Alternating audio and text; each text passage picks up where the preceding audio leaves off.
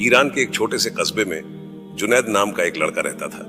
उसकी उम्र लगभग 16 से 17 साल के करीब थी। वो अपनी वालिदा के साथ एक पुराने और टूटे फूटे घर में रहता था। उनका जीवन बेहद सादा था। जरूरी सामानों की कमी के बावजूद दोनों का अल्लाह पर गहरा भरोसा था। जुनैद के वालिद का इंतकाल तब हुआ था जब वो सिर्फ 5 साल का था। उसके वालिद एक मेहनती और नेकदिल इंसान थे, लेकिन उनके जाने के बाद परिवार पर मुसीबतों का पहाड़ टूट पड़ा। जुनैद की वालिदा ने ही उसे पालने पोसने की जिम्मेदारी संभाली। अपनी छोटी उम्र में ही जुनैद को समझ आ गया था कि अब घर का सहारा वही है। जुनैद का बचपन तंगी और संघर्षों में बीता। उनके रिश्तेदार भी उनसे दूरी बनाए रखते थे, क्योंकि गरीबी ने उन्हें समाज के निचले पायदान पर खड़ा कर दिया था। आस पड़ोस के लोग भी उनकी मदद करने की बजाय मजाक उड़ाते थे। कई बार जुनैद अपनी वालिदा को अपने आंसुओं को छुपाते हुए देखता और अंदर ही अंदर टूट जाता। जुनैद दिन भर जंगल से लकड़ियां काटता और उन्हें बाजार में बेचता।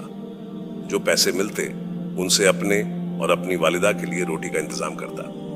हालांकि उनके पास कमाने का यही एक जरिया था, लेकिन जुनैद ने कभी हार नहीं मानी। उसकी वालिदा, जो एक नेक दिल, बाहिया और ईमानदार खातून थी, हमेशा उसे सब्र और शुक्र की तालीम देती। वो अक्सर कहती, बेटे, जो अल्लाह ने दिया है उसका शुक्र अदा करो। सब्र करने वालों के साथ अल्लाह हमेशा होता है। मेहनत करो और अपनी ईमानदारी पर कायम रहो। अल्लाह हमारा हाल देख रहा है और वही मदद करेगा। जुनैद अपनी वालिदा की इन बातों को सुनकर हल्का महसूस करता और उसे हौसला मिलता। हालांकि उसकी गरीबी और मेहनत की वजह से लोग उसकी इज्जत नहीं करते थे, लेकिन जुनैद ने कभी भी किसी के सामने अपनी मजबूरी जाहिर नहीं की। उसकी मां की तालीम ने उसे खुददार और मेहनती इंसान बना दिया था। इस माहौल और तंगी में भी जुनैद का दिल बड़ा था। वो हमेशा दूसरों की मदद करने की कोशिश करता, चाहे उसके पास खुद कितना ही कम क्यों ना हो। जुनैद को यकीन था कि एक दिन उसकी मेहनत और अल्लाह पर उसका भरोसा उसे इस तंगहाली से निकाल देगा। और इसी तरह दिन गुजरते रहे। रोजाना ही की तरह एक दिन जुनैद सुबह सुबह लकड़ियां काटने के लिए जंगल की ओर चल पड़ा। जंगल घना और शांत था। पक्षियों की चहचहाहट, पत्तों की सरसराहट और हवा की ठंडक ने माहौल को जैसे मदहोश बना दिया था। इसी मदहोशी में जुनैद लकड़ियां काटते हुए जंगल के अंदर बहुत गहराई में चला गया। अचानक उसे एहसास हुआ कि वो जंगल के ऐसे हिस्से में आ गया है जहां शायद आज तक कोई नहीं आया। वो घबराकर जल्दी से बाहर निकलने की कोशिश करता है और तेजी से अपने घर की ओर भागता है, लेकिन कुछ दूरी भागने पर उसको एहसास होता है कि वो रास्ता भूल गया है। अब उसको कुछ समझ में नहीं आता कि वो क्या करे। बस वो इसी उलझन में खड़ा इधर उधर देख रहा था। तभी अचानक जुनैद को कुछ दूरी पर एक गुफा दिखाई देती है। वो थोड़ा चौंक जाता है, क्योंकि उसने ऐसी गुफा की कभी तवक्को भी नहीं की थी। जुनैद उस गुफा के पास जाने लगता है और गुफा के पास पहुंचकर कुछ देर खामोशी से खड़ा रहता है।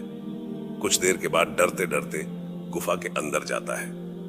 गुफा के अंदर उसे एक तेज रोशनी दिखाई देती है। जैसे ही वो उस रोशनी के पास पहुंचता है, उसे एक अजीब सी दुनिया नजर आती है जो उसने कभी सोची भी नहीं थी। वहां उसे एक चमकदार पंछी दिखाई देता है। उसके पंख चांदनी की तरह चमक रहे थे और उसकी आंखों में एक अजब सी कशिश थी। वो पंछी जुनैद के पास आता है और उड़ते हुए उसे कुछ इशारा करता है, जैसे वो पंछी जुनैद को कुछ दिखाना चाहता हो। जुनैद उस पंछी के इशारों को समझने की कोशिश करता है और इधर उधर देखने लगता है। तभी जुनैद एक सफेद चमकदार अंडा देखता है। अंडे को देखकर उसकी आंखों में चमक आ जाती है, लेकिन जुनैद काफी हैरान और परेशान भी था, क्योंकि वो समझ नहीं पा रहा था कि ये सब क्या मामला है। तभी उसे अपनी वालिदा की नसीहत याद आती है और वो आसमान की ओर अपना चेहरा उठाकर कहता है, या अल्लाह, मैं कुछ समझ नहीं पा रहा हूं, मेरी मदद फरमा। अचानक वो पंछी जुनैद से बात करने लगता है। वो पंछी जुनैद से कहता है, ये जो तुम अंडा देख रहे हो, ये कोई मामूली अंडा नहीं है। ये बहुत कीमती है, जो तुम्हें कहीं नहीं मिलेगा, और अब से ये अंडा तुम्हारा है। ये रब की मर्जी है। इस अंडे को अपने साथ ले जाओ। जुनैद उस चमकदार अंडे को छुपाकर घर लाता है। अंडा अपनी वालिदा को दिखाता है और सारा वाकया सुनाता है और पूछता है, अब मैं इस अंडे का क्या करूं?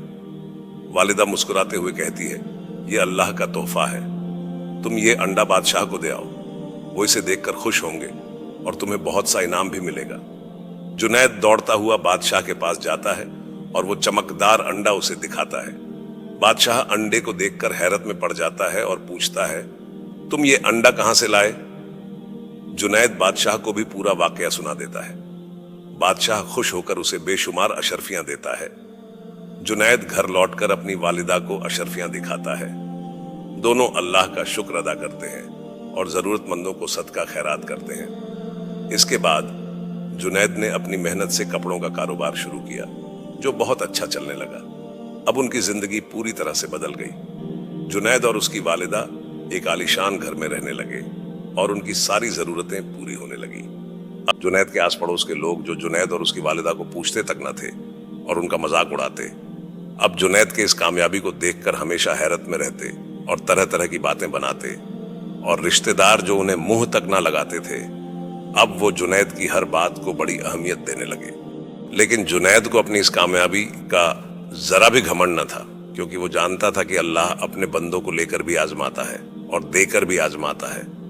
इसीलिए वो पहले से भी ज्यादा जरूरतमंद लोगों की मदद करता और इसी तरह हंसी खुशी अपनी जिंदगी गुजारता रहा।